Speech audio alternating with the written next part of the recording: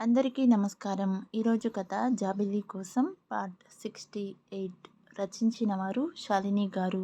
ఇక కథలోకి వెళ్ళిపోదాం. శివ ఇంట్లో నుంచి వచ్చిన కార్తీక్‌కి అను కనపడలేదు. శాంతికి అను ఫోటో చూపించి అడిగితే తెలుస్తుందని శాంతి కోసం ఇంటికి వెళ్తాడు కార్తీక్. శాంతి: అన్నయ్య ఎక్కడికి వెళ్ళావ్? కార్తీక్: అది తర్వాత చెప్తాను కానీ ముందు నాతో రా అంటూ శాంతిని వేరే రూమ్లోకి తీసుకెళ్తాడు. అను ఫోటో శాంతికి చూపిస్తాడు. శాంతి: అన్నయ్య దీని ఫోటో నీ దగ్గరికి ఎలా వచ్చింది? కార్తీక్: అది తర్వాత చెప్తాను కానీ ముందు తన గురించి చెప్పు ప్లీజ్. శాంతి: ఏంటన్నయ్య నువ్వు ఒక అమ్మాయి గురించి, అది అను గురించి అడుగుతున్నావు? కార్తీక్: ఆ అమ్మాయి పేరు అనునా? చాలా బాగుంది. ఇంకా డీటెయిల్స్ చెప్పరా?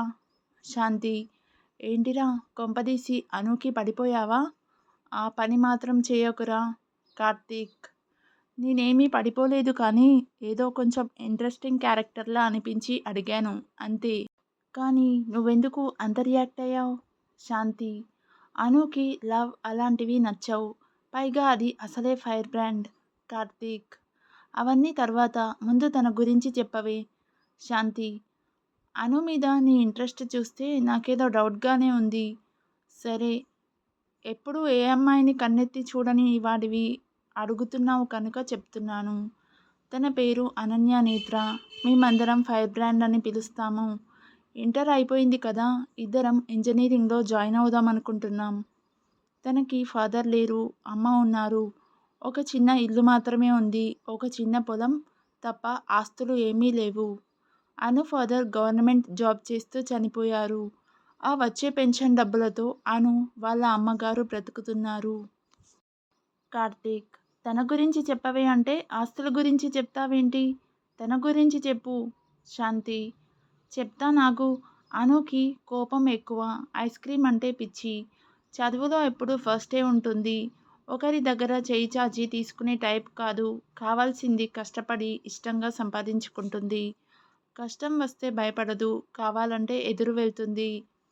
అల్లరిలో దాన్ని కొట్టేవాళ్ళు కూడా ఎవరూ లేరు. అంత అల్లరి చేస్తుంది. మహా మొండిది. ఎప్పుడూ నవ్వుతూనే ఉంటుంది. ఆ నవ్వుతోనే ఎలాంటి ప్రాబ్లం అయినా సాల్వ్ చేసేస్తుంది.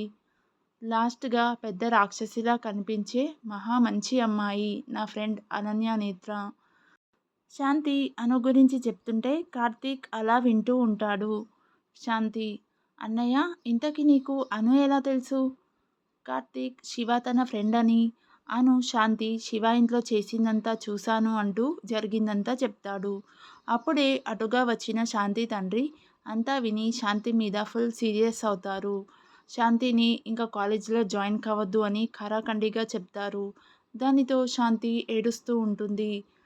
తన పొరపాటు వల్లే ఇలా జరిగిందనుకుంటూ కార్తీక్ చాలా ఫీల్ అవుతాడు. ఆ రోజంతా శాంతి ఏడుస్తూనే ఉంటుంది. ఉదయం లేచి బాబాయ్ని అడిగి శాంతిని తనతో ఊరికి తీసుకెళ్దాం అనుకుంటాడు కార్తీక్. ఉదయం కార్తీక్ లేచేసరికి శాంతి తండ్రి బయటికి వెళ్ళిపోతారు. శాంతి టిఫిన్ తినకుండా ఇంకా ఏడుస్తూనే ఉంది. కార్తీక్‌కి మనసు బాగోక ఇంటి నుంచి బయటికి వెళ్ళి సాయంత్రం టైంకి శాంతి ఇంటికి వస్తుంటాడు. అకస్మాత్తుగా మారిన వాతావరణం, చల్లని గాలి, ఎండిపోయిన నేలను పులకరింపజేస్తున్న వర్షపు చినుకులు, అందులో నుంచి పుట్టిన మట్టి వాసన, ఆకాశంలో హరివిల్లు. ఆ అద్భుతంలో నుంచి శాంతి ఇంటిలో నుంచి బయటికి వచ్చింది అను. అప్పుడే అటుగా వచ్చిన కార్తీక్ ఆ వర్షంలో ఆడుతున్న అనుని చూసి మైమర్చిపోయాడు. వర్షం పడుతుంటే జాబిల్లి కనబడదు అని ఎవరు అన్నారు? ఇదిగో వర్షంలో తడుస్తున్న నా నిండు జాబిల్లి అనుకుంటాడు కార్తీక్ మనసులో. తన మీద పడుతున్న వర్షపు చినుకు కార్తీక్ కళ్ళకి నక్షత్రాలలా ఉన్నాయి. నింగిలో ఉండవలసిన జాబిల్లి నేలమీదికి వస్తే, జాబిల్లి లేని ఆకాశం మాకు వద్దు అని నక్షత్రాలు కూడా జాబిల్లి కోసం నేలమీదకి వచ్చి ఇలా వర్షపు చినుకుల్లా పడుతున్నాయా? వర్షంలో చిన్న పిల్లలా గెంతుతూ డాన్స్ చేస్తున్న అను సంతోషాన్ని, తన అందమైన చిరునవ్వుని, అందానికి చిరునామా నాదే అని చూపిస్తున్న తన అందమైన మొహంని చూసిన ఆ క్షణంను కార్తీక్ నిలుపుకుంది తన మెదడులో కాదు, తన మనసులో. అనుతో పాటు శాంతి ఇంకా కొంతమంది పిల్లలు కూడా వర్షంలో తడుస్తూ ఆడుకుంటారు. నిన్నటి నుంచి ఏడుస్తున్న శాంతి ఇప్పుడు ఇలా నవ్వుతూ ఆడుకోవడం చూసి షాక్ అవుతాడు కార్తీక్. ఇంతలో పిల్లల పేరెంట్స్ వచ్చి వర్షంలో తడుస్తున్నందుకు పిల్లల్ని కోప్పడతారు. పిల్లలందరూ వచ్చి అను పక్కకి చేరుతారు. అనుని శాంతిని కోపంగా చూసి పేరెంట్, మీకసలు బుద్ధుందా? గాడిదల్లా ఉన్నారు. ఇలా వర్షంలో తడుస్తూ పిల్లల్ని కూడా వర్షంలో ఆడిస్తారా? అను, ఆంటీ మీరు కొంచెం కూల్ అవ్వండి. పేరెంట్ 2, అది కాదు అమ్మాయి, ఇలా వర్షంలో తడిస్తే జలుబు అవి వస్తాయి కదా. అను, పర్లేదు అంకుల్, మీరు రండి వర్షంలో తడవండి. పేరెంట్ 2, ఏంటి ఈ వయసులోనా? అను, బామ్మగారు మీరు రండి వర్షంలో తడవండి కాసేపు. బామ్మగారు, నేను వర్షంలో తడవడం ఏంటి పిల్ల, నేనేమైనా చిన్నపిల్లనా? అను, చూసారా మీ అందరినీ వర్షంలో తడవమంటే మేమేమైనా చిన్నపిల్లలమా అని అంటున్నారు. మరి మీ పిల్లలు చిన్నపిల్లలు, తడిస్తే మాత్రం జలుబు వద్దు అంటున్నారు. కొన్ని సరదాలు చిన్నప్పుడే చేయగలం, పెద్దయిన తర్వాత ఇలాగే ఆగిపోతాం. ఇప్పుడు ఇంట్లో ఉన్నంత మాత్రాన ఏ హెల్త్ ప్రాబ్లమ్స్ రావు అని మీరు నమ్మకంగా చెప్పగలరా? పిల్లలన్నాక వర్షంలో తడవాలి, మట్టిలో ఆడుకోవాలి, ఎండలో నడవాలి. అప్పుడే ఏ కాలంలో అయినా వాతావరణంలో మార్పులు తట్టుకోగలరు అంటూ అందర్నీ వర్షంలోకి లాగి ఆడిస్తుంది అను. అను చెప్పిన మాటలు ఎలా ఉన్నా తన మాటల్లో ఉన్న ఏదో తెలియని మైకంలో పడిపోతాడు కార్తీక్. వర్షం ఆగిపోయి అను ఇంటికి వెళ్ళిపోతుంది. అను వెళ్ళిపోయిన తర్వాత కార్తీక్ ఇంట్లోకి వెళ్తాడు. అయ్యో అన్నయ్య, చాలా తడిచిపోయావు, వెళ్ళి ఫ్రెష్ అయి తల తుడుచుకో అంటూ టవల్ ఇస్తుంది శాంతి. కార్తీక్ ఫ్రెష్ అయి వచ్చి శాంతి దగ్గరికి వచ్చి కూర్చుంటాడు.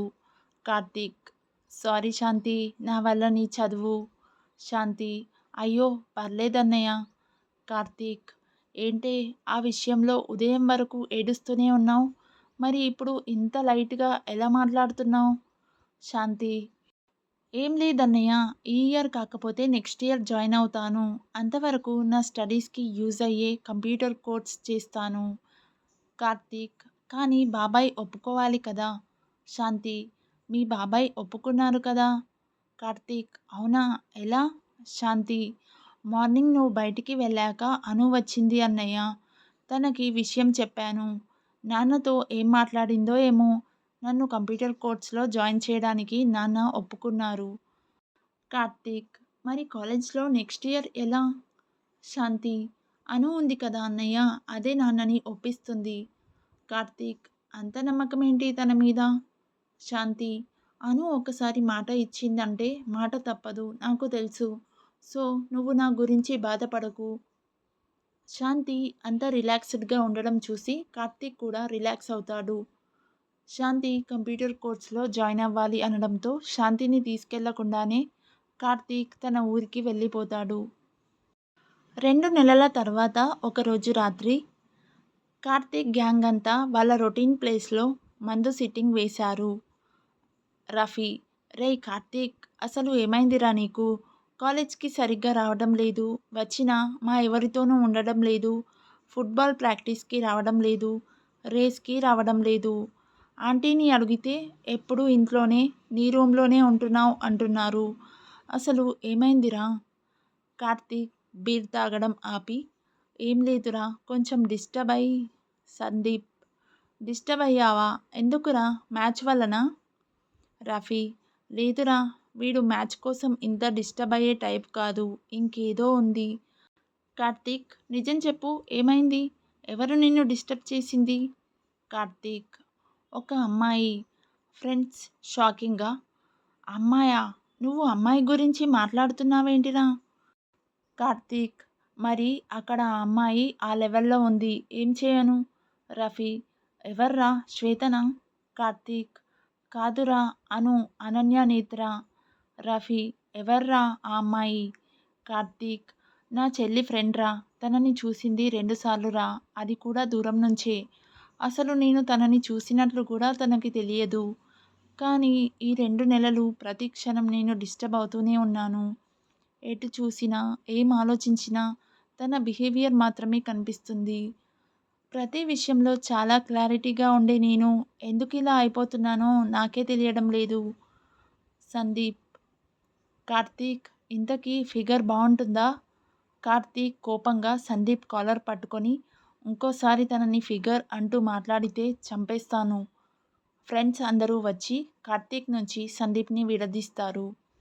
కార్తీక్ వెళ్ళి సైలెంట్గా కూర్చుంటాడు. అందరూ షాక్ అయి చూస్తుంటారు. కాసేపటికి అందరూ వచ్చి కార్తీక్ పక్కన కూర్చుంటారు. రఫీ. ఏరా, ఎప్పుడూ ఒక అమ్మాయి పేరు కూడా నీ నోటి నుంచి రాదు. ఫ్రెండ్స్కి ఏమైనా అయితే ఊరుకోవు. అలాంటిది ఈరోజు ఒక అమ్మాయి కోసం మన వాడి కాలర్ పట్టుకున్నావు అంటే ఏంటి సంగతి అంటూ కార్తీక్ మొహంలోకి చూస్తాడు రఫీ. మిగతా ఫ్రెండ్స్ కూడా కార్తీక్ మొహంలోకి చూస్తారు. కార్తీక్ నవ్వు దాచుకుంటూ అక్కడి నుంచి లేచి వెళ్ళబోతాడు. అందరూ గట్టిగా అరుస్తూ, రేయ్ నిజం చెప్పు, పడిపోయావు కదా ఆ అమ్మాయికి, నిజం చెప్పు అంటూ కార్తీక్ మీద పడి కొడతారు. కార్తీక్ వాళ్ళందరినీ ఆపుకుంటూ అవును అని అరుస్తాడు. అందరూ హే అంటూ అరిచి కార్తీక్కి బీర్తో అభిషేకం చేసేస్తారు. కార్తీక్ నవ్వుకుంటూ కూర్చుంటాడు. కార్తీక్ తన ఫోన్లో ఉన్న అను ఫొటోస్ చూస్తూ దేవకన్య కాదురా, నా కోసం ఆకాశం నుంచి దిగి వచ్చిన జాబిల్లిరా. ఓరినాయనో, రే కార్తీక్ నువ్వేనా ఇలా మాట్లాడేది? అసలు ఎవర్రా అమ్మాయి, మాకు చూపించు అంటూ అందరూ ఆ ఫోన్ తీసుకొని అను ఫోటో చూస్తారు.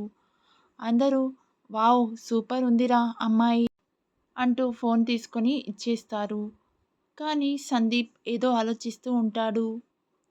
రేయ్ కార్తీక్, అసలు ఈ అమ్మాయి నీకెలా పరిచయం, ముందు అది చెప్పు అని రఫీ అడగడంతో కార్తీక్ శివ ఇంట్లో జరిగింది, వర్షంలో అను చేసిన అల్లరి మొత్తం చెప్తాడు. ఇంతలో సందీప్ నో అని అరుస్తాడు. ఏమైందిరా, ఎందుకలా అరిచావు అని అందరూ అడిగేసరికి సందీప్ తన ఫోన్లో ఉన్న ఒక వీడియో అందరి ముందు పెడతాడు.